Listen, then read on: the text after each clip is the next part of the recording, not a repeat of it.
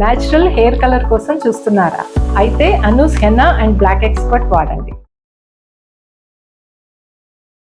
Suman TV ప్రేక్షకులకు నమస్కారం. ప్రస్తుతం మనతో పాటు ఉన్నారు సంకల్ప మందిర్ నిర్వాహకులు, ప్రముఖ జ్యోతిష్యులు బ్రహ్మశ్రీ నందిబట్ల శ్రీహరి శర్మ గురువు గారు.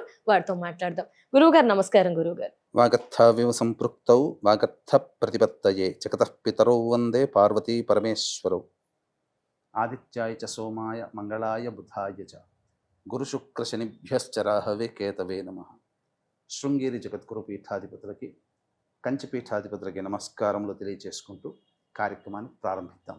గురుగారు, మరి జనవరి 25న రథసప్తమి కదా గురుగారు, చాలా భక్తి శ్రద్ధలతో మేమంతా కూడా జరుపుకుంటాం. ముఖ్యంగా స్త్రీల విషయానికి వచ్చేసరికి వారు ఏమనుకుంటారంటే వారి భర్త వచ్చేసి చాలా బాగుండాలి అనుకుంటారు. పిల్లల విషయంలో కూడా ఇంకా మంచి ఆరోగ్యం, చదువు పరంగా కూడా బాగుండాలి అనుకుంటారు. అలాగే రథసప్తమి అనగానే స్నానానికి కూడా ఒక ప్రత్యేకత ఉంటుంది కదా గురువుగారు, మరి ఏంటి ఆ స్నానం పూర్తి వివరణ తెలియజేస్తారా గురువుగారు? రథసప్తమి మాఘ శుక్ల సప్తమి తిథి రోజున జరుపుకునేటువంటి పండుగ. ఈసారి విశేషంగా భాను సప్తమి, రథసప్తమి ఒకటే రావడం చాలా గొప్పదైనటువంటిది.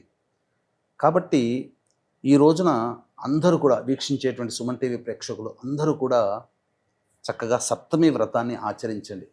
ఈ సప్తమి వ్రతము అనగానే మొట్టమొదటిగా మనకు గుర్తొచ్చేటువంటిది స్నానం. ప్రధానంగా స్నానమే. తదనంతరం చేయాల్సినటువంటి వ్రత విధానం. స్నానము అనేటువంటిది ప్రత్యేకంగా చెప్పబడి ఉందమ్మా. అంటే ఈ సప్తమి వ్రతాన్ని ఆచరించడానికి ముందు రోజు షష్ఠి తిథి రోజున మనం దీనికి సమాయత్తం అవ్వాలి. షష్ఠి తిథి రోజున దేవాలయానికి చేరుకొని, శివుడి యొక్క దేవాలయానికి చేరుకొని నమస్కారం చేసుకొని, సప్తమి వ్రతాన్ని ఆచరిస్తున్నాను, నాకు శక్తిని ప్రసాదించు పరమేశ్వర అని చెప్పి వేడుకొని ఆ నవగ్రహాల్లో ఉన్నటువంటి సూర్య భగవానికి మనస్ఫూర్తిగా నమస్కారం చేసుకొని ఇంటికి వచ్చి షష్ఠి తిథి రోజున ప్రధానంగా రావాలి. అది ప్రదోష కాలంలో చేయాలి. కానీ షష్ఠి తిథి రోజునే ప్రధానంగా స్నానం ఆచరించిన తర్వాత దీనికి సమాయత్తం అవుతున్నాము అనే ఉద్దేశంతో నువ్వులను బాగా దంచితే పిండి అవుతుంది, దాన్ని ఒంటికి రాసుకోవాలి స్నానం ఆచరించిన తర్వాత. ఇది తదనంతరం దేవాలయానికి చెప్పిన విధంగా వెళ్ళాలి.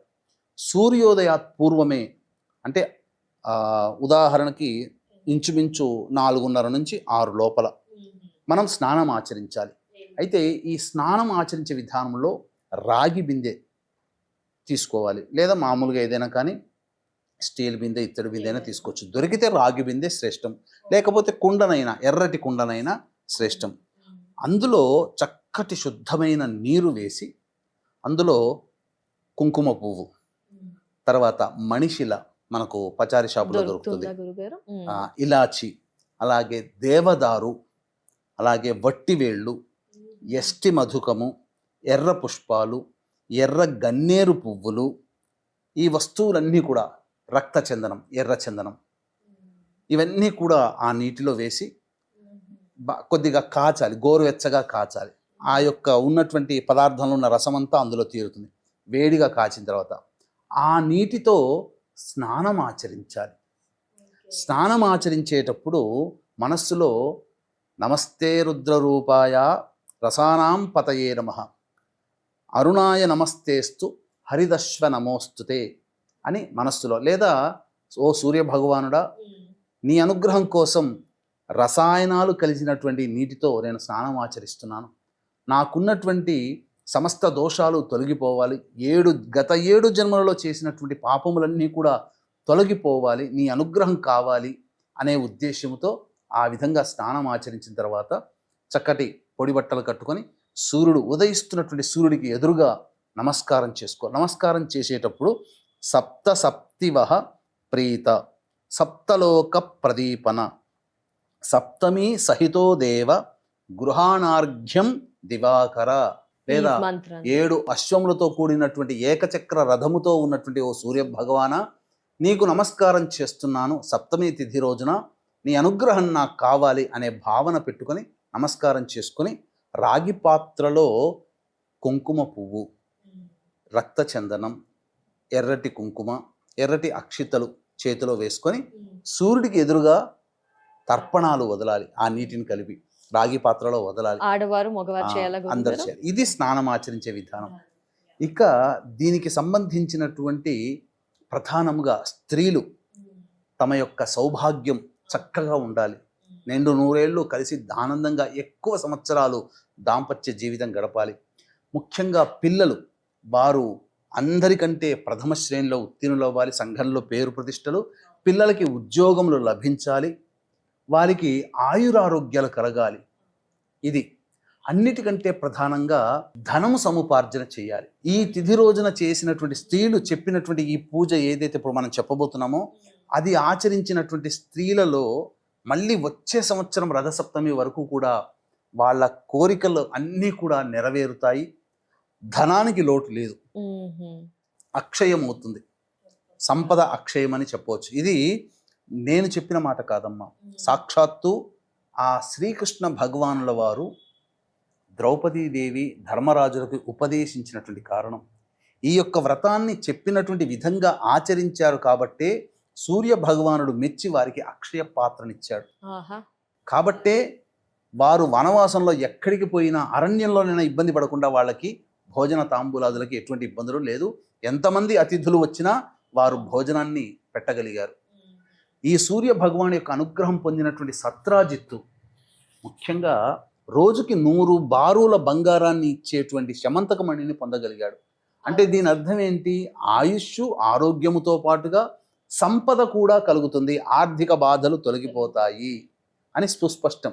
అవును గురుగారు. కాబట్టి ఎవరికైనా రాజకీయ పదవి కావాలన్నా, ఉద్యోగములు అభివృద్ధి కావాలన్నా, ఉద్యోగం లభించాలన్నా ఈ సప్తమి తిథి రోజున ఇప్పుడు చెప్పబడేటువంటి చిన్నపాటి వ్రతం, అది పెద్దగా ఏం కాదు, ఆ వ్రతాన్ని ఆచరిస్తే చేసుకోవచ్చమ్మా. వీక్షించేటువంటి ప్రేక్షకులు కూడా ఈ యొక్క రథ సప్తమి సందర్భంగా మన పీఠం ఆధ్వర్యంలో మీ జాతకరీత్యా కలుగు విద్య, వివాహ, ఉద్యోగ, దాంపత్య, అనారోగ్య సమస్యల నివారణకి దశమహావిద్యలలో భాగంగా ప్రత్యంగిర, బగలాముఖి, రాజశ్యామల, వారాహి, ధూమవతి హోమాలతో పాటు మేష, మిథున, కర్కాటక, సింహ, కన్య, వృశ్చిక, ధనస్సు, కుంభమీన రాశుల్లో జన్మించిన వారికి శనిదోష నివారణ పూజలు, హోమాలతో పాటుగా మృత్యుంజయ హోమం, సుదర్శన హోమము అనేటువంటిది జరిపించడం జరుగుతుంది.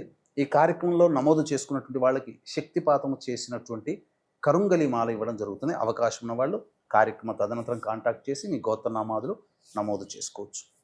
ఇక ఈ వ్రతాన్ని చేసేటప్పుడు స్నానం ఆచరించి చెప్పిన విధానం చెప్పాం కదా, స్నానం ఆచరించి అర్ఘ్యం చెప్పాం కదా, అప్పుడు తులసి చెట్టు దగ్గరనైనా కానీ లేదా ఏదైనా తూర్పు ప్రదేశంలో శుభ్రమైనటువంటి ప్రదేశంలో అష్టదళ పద్మము వేయాలమ్మా.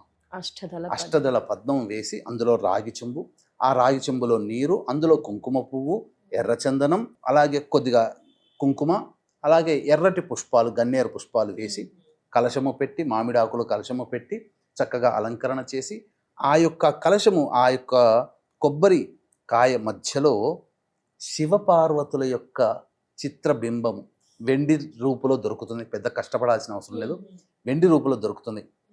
అష్టదళ పద్మం వేసి ఆ విధంగా కలశాన్ని శివపార్వతుల ప్రతిమతో సహా అక్కడ పెట్టి అప్పుడు ఆ కలశాన్ని పంచోపచార విధానంగా పూజ చేసి, గణపతి అనుజ్ఞ తీసుకుని పంచోపచార విధానంగా పూజ చేసి శివ సహస్రనామము, అలాగే గౌరీ సహస్రనామం లేదా దుర్గా సహస్రనామము, సూర్య సహస్రనామము పారాయణం చేసి రాగి పాత్రలో ఆ 2 నాగవల్లి అంటే తమలపాకులు పెట్టి వాటి మీద కొన్ని ఎర్రటి అక్షతలు వేసి దాని మీద మనం పూజ చేసినటువంటి శివపార్వతుల చిత్రపటం చిన్నది ఉంటుంది కదా, దాన్ని వేట్టి రాగి పాత్ర నిండుగా చక్కగా బియ్యము పోసి దాని మీద ఈ సంబంధించినటువంటి నాగవల్లి తమలపాకులు, ఎర్రటి అక్షతలు, ఆ యొక్క ప్రతిమ, 2 ఫలములు, అందులో దాంతోపాటుగా బ్రాహ్మడికి దక్షిణగా ఇచ్చి అప్పుడు ఎర్రటి వస్త్రము, ఈ సంబంధించినటువంటి రాగి పాత్రతో నిండి బియ్యముతో నిండినటువంటి రాగి పాత్ర, ఆ స్వామి వారి పార్వతీ పరమేశ్వర రూపు, ఇవన్నీ బ్రాహ్మణుడికి 11 గంటల 34 నిమిషాల లోపల దానం చేయాలమ్మా. ఎందుకంటే రేవతి నక్షత్రం అప్పటి వరకే ఉంది. సో 11 గంటల 34 ఈ విధంగా ఎవరైతే దానం ఆచరిస్తారో వాళ్ళ ఇంట్లో సంపదకి లోటంటూ ఉండదు, ఎప్పుడు సంపద వర్ధిల్లుతూ ఉంటుంది, పిల్లలు ఆరోగ్యంగా ఉంటారు, సౌభాగ్యం చక్కగా ఉంటుంది. 1, 2 అన్ని రకాలైనటువంటి యోగాలు ఈ రథసప్తమి రోజున మనకు కలుగుతాయి. అలాగే మనం ఆచరించిన తర్వాత చక్కగా నైవేద్యం పెట్టాలి కదమ్మా. నైవేద్యంగా బెల్లం పాయసాన్ని నైవేద్యంగా పెట్టి, చిక్కుడు ఆకులలో నైవేద్యం పెట్టి ఒకసారి సూర్య భగవానికి రాగి పాత్రలో పెట్టినటువంటి చిక్కుడు ఆకులో పెట్టినటువంటి బెల్లం పాయసం సూర్య భగవానికి నివేదన చేసి ఇంట్లోని సభ్యులందరూ కనుక భుజించినట్లయితే తప్పకుండా అపారమైనటువంటి శివానుగ్రహం కలుగుతుందని చెప్పవచ్చు. తప్పకుండా. ధన్యవాదాలు గురువుగారు. స్నానం యొక్క పూర్తి వివరణ తెలియజేశారు. ఆ రోజు పాటించాల్సిన పద్ధతులు కూడా తెలియజేసినందుకు ధన్యవాదాలు గురువుగారు. సర్వం శ్రీ నమస్తే. ఉమామహేశ్వర పరబ్రహ్మార్పణమస్తు.